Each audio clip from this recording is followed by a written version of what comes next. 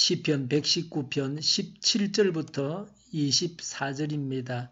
주님의 종을 너그럽게 대해 주십시오. 그래야 내가 활력이 넘치게 살며 주님의 말씀을 지킬 수 있습니다. 내 눈을 열어주십시오. 그래야 내가 주님의 법 안에 있는 놀라운 진리를 볼 것입니다.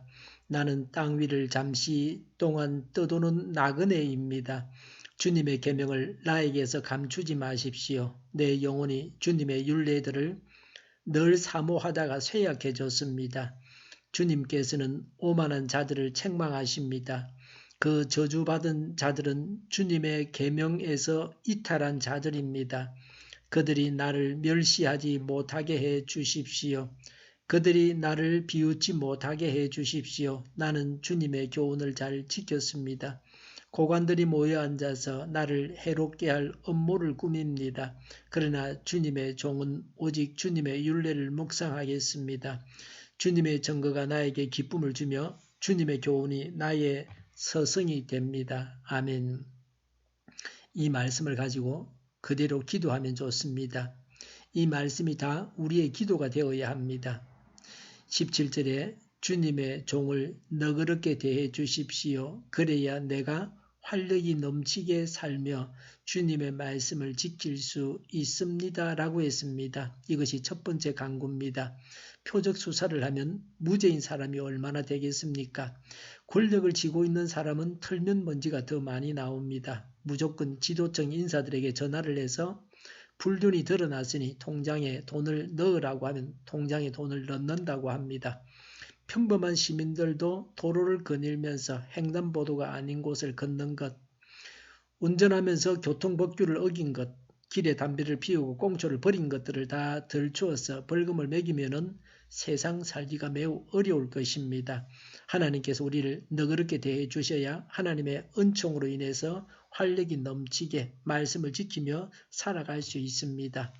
두 번째 강구입니다. 18절에 내 눈을 열어주십시오. 그래야 내가 주님의 법 안에 있는 놀라운 진리를 볼 것입니다. 라고 했습니다.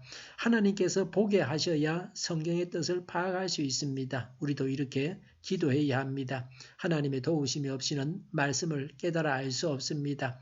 19절에 나는 땅 위를 잠시 동안 떠도는 나그네입니다. 주님의 계명을 나에게서 감추지 마십시오. 라고 했습니다. 감추인 말씀이 드러나야 합니다. 미숙할수록 말씀이 많이 감추어져 있습니다. 20절에 내 영혼이 주님의 율례들을 늘 사모하다가 쇠약해졌습니다. 라고 했습니다. 목마른 사슴이 물을 찾다가 얻지 못하고 기진맥진한 것과 같습니다. 말씀을 사모하다가 쇠약해졌습니다. 예수님께서 오시기 전에 400년간 선지자의 소리가 없었습니다. 사람들은 하나님의 음성을 듣지를 못했습니다. 그러던 차에 세례 요한이 오자 사람들은 열광했습니다. 이런 중에 예수님이 오셔서 하나님의 말씀을 전가하게 하셨습니다. 배가 고파야 먹을 수 있습니다. 말씀에 대해서 갈급해야 말씀을 들을 수 있습니다.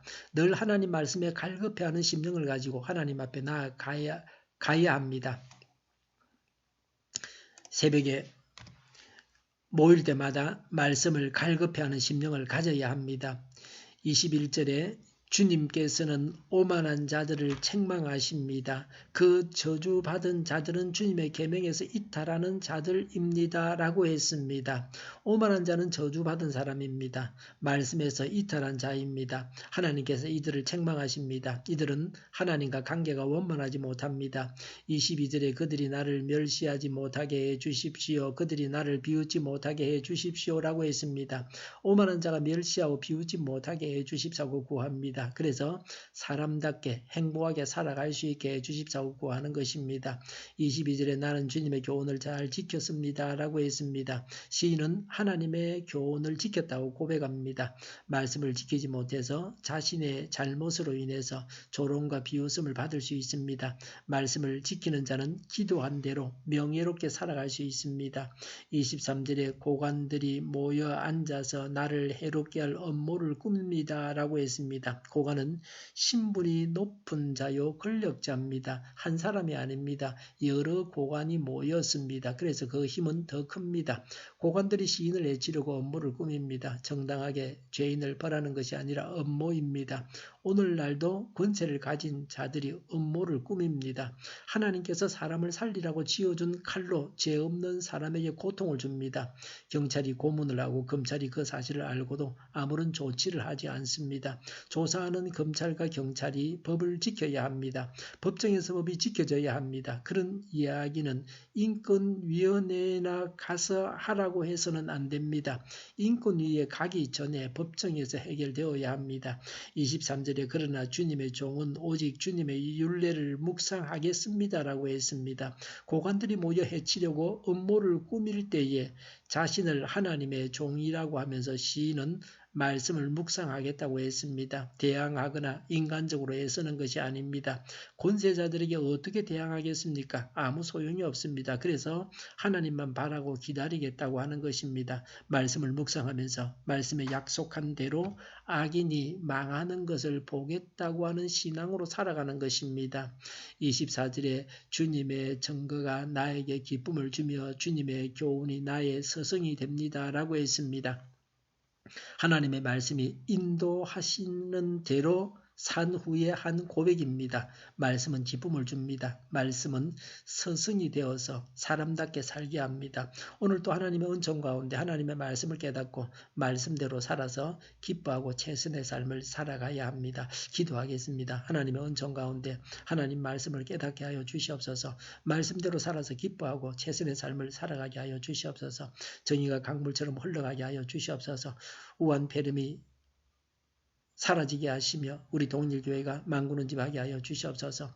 예수 이름으로 명하노니 모든 병만은 물러가고 몸의 모든 부분으로 온전하게 될지어다. 신유의 기적을 베푸셔서 지금도 저희의 질병을 고쳐주시옵소서. 저희와 교회와 나라의 민족을 불쌍히 여겨주시옵소서. 적과 통일이 되지 않고 평화 통일을 이루게 하여 주시옵소서. 전쟁 위험이 사라지게 하시며 신앙의 자유를 누리며 살게 하여 주시옵소서. 하나님을 대적하는 색들이 바로 망하게 하여 주시옵소서. 국회와 정부가 하나님이 기뻐하시는 법만을 만들게 하시며 반성경제의 모든 법과 연관 내규와 가짜 인권법이 적시 폐기되게 하여 주시옵소서. 이 나라의 지도자 복을 허락하여 주시옵소서. 지진이 일어나지 않게 하시며 출산율이 올라가게 하여 주시옵소서. 자녀를 낳고 살만한 성적으로 건전한 나라가 되게 하여 주시옵소서. 에너지 정책, 재활용품 정책을 제대로 세워서 집행하게 하여 주시옵소서.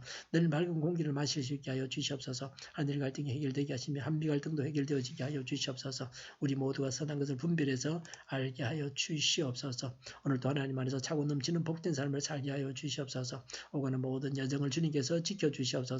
감사와 찬양을 주님께 돌려드리며 예수님의 이름으로 기도하옵나이다. 아멘.